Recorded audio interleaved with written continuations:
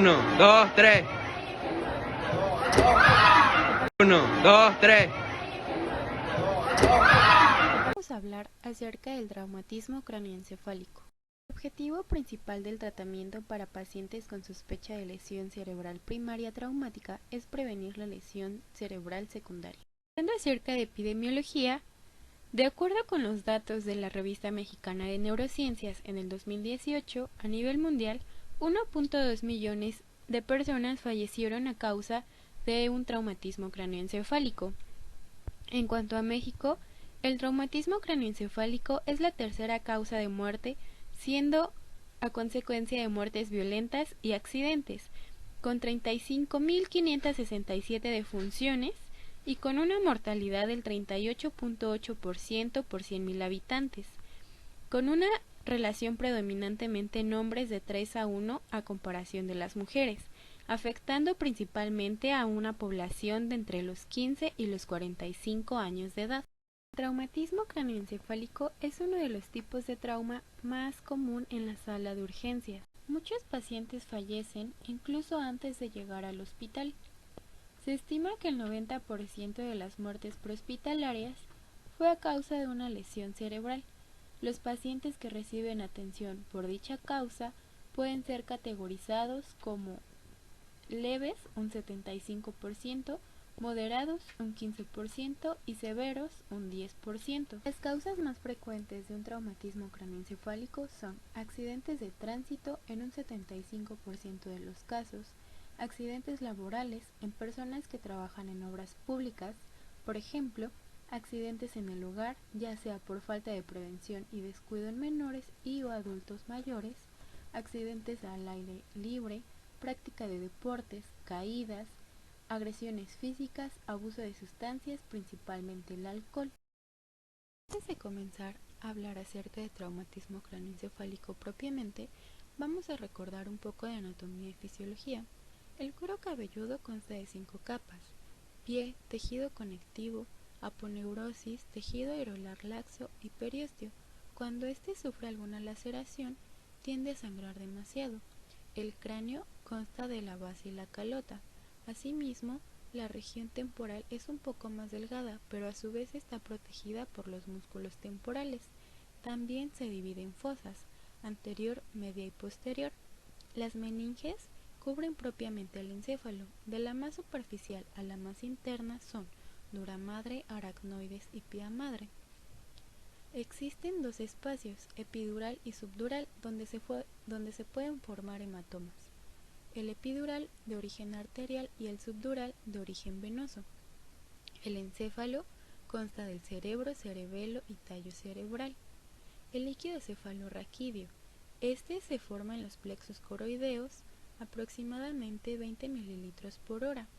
Su reabsorción se da en los gránulos coroideos hacia el seno sagital superficial. Cuando existe presencia de sangre en este espacio, ocluye las granulaciones, impidiendo su reabsorción con un aumento de la presión intracraneana. El tentorio. El supratentorial está formado por la fosa anterior y media, y el infratentorial está formado por la fosa posterior. De Monroe-Kelly nos habla de que el volumen del contenido intracraneal debe ser constante. Está constituida por el parénquima encefálico, el líquido cefalorraquídeo y la sangre. La presión intracraneana normal es de 10 mililitros sobre mercurio, la cual está determinada por el volumen del parénquima cerebral, un 85%, el líquido cefalorraquídeo, un 10%, y el volumen sanguíneo cerebral, un 5%. Cada uno de ellos contribuye respectivamente. La PIC depende de las variaciones del volumen de estos tres elementos. El aumento de cualquiera de ellos o la adición de un nuevo elemento, como podría ser un hematoma, generará cambio en los demás componentes de la PIC, con el fin de mantener un valor normal. Es decir, también se habla aquí acerca de la teoría de Monroe-Kelly. Si uno de ellos aumenta para mantener una presión intracraneana constante, los otros dos tienen que disminuir. En general, un aumento discreto del volumen intracraneano no traduce a un aumento de la PIC, Sin embargo, si sigue aumentando el volumen, la PIC comienza a subir, de forma proporcional al aumento en volumen, en un principio, posteriormente en forma exponencial.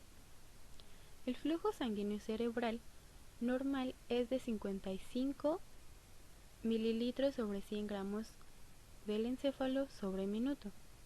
Las lesiones traumáticas pueden afectar directamente al flujo sanguíneo cerebral.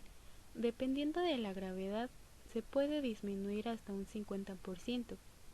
Asimismo, los vasos precapilares cerebrales tienen la capacidad de vasoconstricción y vasodilatación en forma refleja en presencia de una presión sistólica media de 50 a 160 milímetros sobre mercurios o cambios en la PO2 o PCO2 para mantener un flujo sanguíneo constante. Cuando no se mantiene un equilibrio, se puede producir una isquemia o un infarto por el mismo traumatismo. El traumatismo craneoencefálico es daño que sufre el cráneo y el encéfalo después de un traumatismo, debido en primera instancia a una lesión primaria directamente relacionada con el impacto sobre el cráneo o con el movimiento rápido de aceleración-desaceleración. Por otra parte, se puede presentar una lesión secundaria que se desarrolla a partir de la lesión primaria durante los primeros días tras el accidente, que puede conllevar a graves consecuencias en el pronóstico funcional.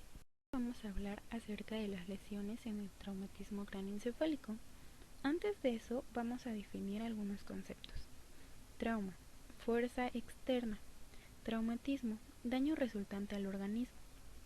Conmoción, sacudida o estremecimiento violento del encéfalo dentro del cráneo sin impacto dinámico con trastorno funcional resultante. Movimiento de aceleración-desaceleración. Contusión, traumatismo directo del cráneo sin interrupción de su estructura. Lesión axonal difusa, lesiones que causan retracción de los axones, estrellas microgliales y degeneración de los tractos de la sustancia blanca al microscopio.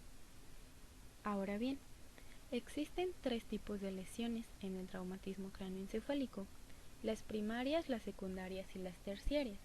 Las primarias son un daño directo causado por el impacto del trauma o por los mecanismos de aceleración-desaceleración, por ejemplo, contusión, conmoción, fractura de cráneo y lesión axonal difusa. Las secundarias son consecuencia de la lesión primaria, desarrollando sangrados, edemas, hiperemia, trombosis y otros procesos fisiopatológicos secundarios, por ejemplo, hematoma intracraneal o intraparenquimatoso, epidural o subdural, edema cerebral, hipertensión intracraniana, hidrocefalia, herniaciones, hipoxia y hipoperfusión cerebral, elevación de neurocitotoxinas y radicales libres o una neuroinfección. Las terciarias son una expresión tardía, siendo proceso bioquímico lesivo a partir de la lesión primaria y secundaria. En este caso se encuentra la necrosis, apoptosis y eventos de neurodegeneración. La lesión. La escala de coma de Glasgow se usa como medida objetiva para el traumatismo craneoencefálico. Esta escala evalúa el nivel de conciencia del paciente por medio de tres criterios de observación clínica: la respuesta ocular, la verbal y la motora. Cada ítem contiene ciertas características a evaluar y cada respuesta se puntúa con un número. Se determina sumando los números que corresponden a las respuestas del paciente, siendo 15 la respuesta más alta y 3 la más baja. La respuesta ocular consta de 4 ítems, la verbal de 5 y la motora de 6, dando una puntuación de 15 a 14 con una gravedad leve, de 13 a 9 una gravedad moderada y menor a 8 una gravedad severa. Vimos, la escala de coma de Glasgow se utiliza para la clasificación de la gravedad en el traumatismo craneoencefálico, siendo una puntuación de 15 a 14 leve, de 3 a 9 moderado y de 8 a 3 severo. También las manifestaciones clínicas van a depender de la gravedad. Por ejemplo, en la leve, el paciente puede mantenerse asintomático o presentar mareo, cefalea ligera, equimosis, laceración en el cuero cabelludo o incluso intoxicación por alguna sustancia. En el grado moderado, el paciente va a presentar alteración o pérdida de la conciencia, apnesia, cefalea progresiva, convulsiones postraumáticas, vómito, politrauma, traumatismo facial. Asimismo, puede presentar intoxicación por sustancias o incluso maltrato infantil en los infantes. Y en el grado severo, en este caso, va a haber un descenso de la puntuación de 2 puntos o más en la escala de coma de Glasgow, signos de focalización, traumatismo facial, disminución de la conciencia, fractura deprimida o herida penetrante en el cráneo. De la lesión. Estas se dividen en fractura de cráneo y lesiones intracraneales. Las fracturas de cráneos puede ser en la bóveda o en la base, lineales o estrelladas, abiertas o compuestas. En las fracturas de cráneo de la base, lo que vamos a encontrar en el paciente va a ser una equimosis periorbitaria, equimosis retroauricular, rinorrea, otorrea, disfunción del séptimo y el octavo par, afectación de los canales carotídeos. Cabe mencionar que la disfunción del séptimo y el octavo par puede no encontrarse de manera inmediata, sino posterior a 24 horas después del traumatismo. Las lesiones intracraneales se dividen en focales y difusas. Las focales abarcan hematoma epidural, subdural y contusión que nos lleva a un hematoma intraparenquimatoso, y las difusas son conmoción e isquemia. El hematoma epidural predomina un 0.5% en los traumatismos cráneoencefálicos. Tienen características biconvexas o lenticulares y se producen por una ruptura de la arteria meningia media principalmente, predominantemente en la región temporal o temporoparietal. Los hematomas subdurales son un 30% de los traumatismos cráneoencefálicos, cubren la superficie entera de los hemisferios cerebrales y estas son ocasionados por desgarro de puentes venosos. Las contusiones que nos llevan a una hematoma intraparenquimatoso son un 30%. Tienen una afectación frontal y temporal predominantemente, pero puede ser en cualquier sitio. El hematoma intracraneal por lo regular va a tener un manejo quirúrgico en 20% de los pacientes después de las 12 horas de su ingreso. Y las lesiones difusas, como ya les había mencionado, solo son conmoción e isquemia. Estas son imágenes de tomografía. La imagen A nos muestra un hematoma epidural. La imagen B nos muestra un hematoma subdural. En la imagen C se puede observar una hemorragia intraparenquimatosa bilateral en el lóbulo frontal. La imagen D nos muestra una hemorragia intraparenquimatosa y asimismo una hemorragia biventricular. Existe una clasificación que evalúa las lesiones intracraneales. Esta es la Traumatic Coma Data Bank. Esta clasificación se basa en los hallazgos de la primera tomografía tras el traumatismo cráneoencefálico y consta de 6 categorías. La primera es una lesión difusa tipo 1, sin patología visible. La segunda, lesión difusa tipo 2, cisternas visibles con desviación de la línea media hasta 5 milímetros y o sin lesión mayor de 25 mililitros. Lesión difusa 3, las cisternas comprimidas o ausentes con desviación de la línea media hasta 5 milímetros y o sin lesión mayor de 25 milímetros. Lesión difusa 4, desviación de la línea media mayor de 5 milímetros sin lesión mayor de 25 milímetros. Toda lesión susceptible debe ser evacuada quirúrgicamente en las 5 y las 6 es una lesión mayor de 25 milímetros no susceptible a ser evacuada quirúrgicamente. Va a ser principalmente la historia clínica, exploración física con huellas de traumatismo y la tomografía simple de cráneo. Manejo inicial. En el traumatismo cráneoencefálico leve, la mayoría de los pacientes se recupera sin incidentes. La exploración física minuciosa del cuero cabelludo se tiene que realizar para descartar lesiones. En caso de haberlas, se tiene que realizar una sutura si así lo amerita. El 3% de estos pacientes tiene una mala evolución. Se tiene que realizar una tomografía computada de cráneo en pacientes con pérdida de la conciencia mayor a 5 minutos y se tiene que evaluar si hay fracturas lineales o deprimidas del cráneo, posición de la glándula pineal en la línea media, niveles hidroaéreos en los senos, normoencéfalo, fracturas faciales o cuerpos extraños. Si se observa alguna anomalía en la tomografía computada o si el paciente permanece sintomático neurológicamente anormal, se ingresa a hospitalización. Si se encuentra estable, se dan indicaciones y se envía a casa con vigilancia por 24 horas y se dan datos de alarma, como son cefalea intensa, disminución del estado de alerta, vómito, síntomas focales, alteraciones de la visión, rinorrea, otorrea o alguna otra manifestación. Así también se puede realizar una radiografía simple de columna. Autismo moderado. De un 10 a un 20% de los pacientes pueden progresar a coma o presentar algún deterioro. Lo principal es dar una estabilización cardiopulmonar. Asimismo, realizar una tomografía computada de cráneo para poder evaluar fracturas lineales o deprimidas, posición de la glándula pineal en la línea media, niveles hidroaéreos de los senos, neumoencéfalo, fracturas faciales o cuerpos extraños. También se tiene que hospitalizar para tenerlo en observación, principalmente o de preferencia en una unidad de cuidados intensivos al menos 12 horas, hasta 24. También la tomografía de cráneo se tiene que realizar después de 12 o 24 horas después de la inicial.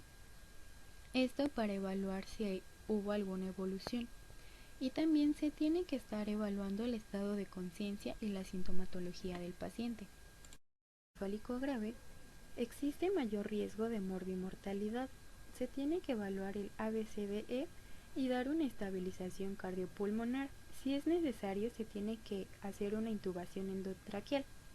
La hiperventilación se tiene que mantener con una saturación mayor del 98%, ya que una PCO2 baja, es decir, menor de 30 milímetros sobre mercurio, ayuda a disminuir la vasoconstricción, aumentando y mejorando el flujo sanguíneo cerebral. Manejar la hipotensión con líquidos y revertir la causa inicial. Se recomienda que sea con solución salina al 0.9% para prevenir la hiponatremia y así aumentar el edema cerebral. Se tiene que realizar una tomografía de cráneo para evaluar si hay fracturas lineales o deprimidas de cráneo, posición de la glándula pineal en la línea media, niveles hidroaéreos en los senos, neumoencéfalo, fracturas faciales, cuerpos extraños, y se tiene que realizar una tomografía computada cada 12 horas con el fin de ver la evolución del paciente. Asimismo, se puede administrar manitol al 20%, 1 gramo sobre kilogramo en bolo por 5 minutos. Esto se tiene que administrar después de haber controlado la hipotensión. Así también se pueden administrar barbitúricos y anticonvulsivantes si el paciente lo requiere. Y se tiene que hacer una interconsulta con neurocirugía en dado caso de que el tratamiento sea quirúrgico. El pronóstico depende básicamente del grado del traumatismo cráneoencefálico y la evolución y el manejo que se le dé a este, siendo el traumatismo cráneoencefálico leve el que tiene mejor evolución y mejor pronóstico. Así también, en los peores de los casos se puede presentar muerte encefálica o la muerte. Muchas gracias. Nosotros somos el equipo 3, que está conformado por Castro Salas Ilse, Quecha Valderrama María Guadalupe y Vargas Rodríguez Guadalupe.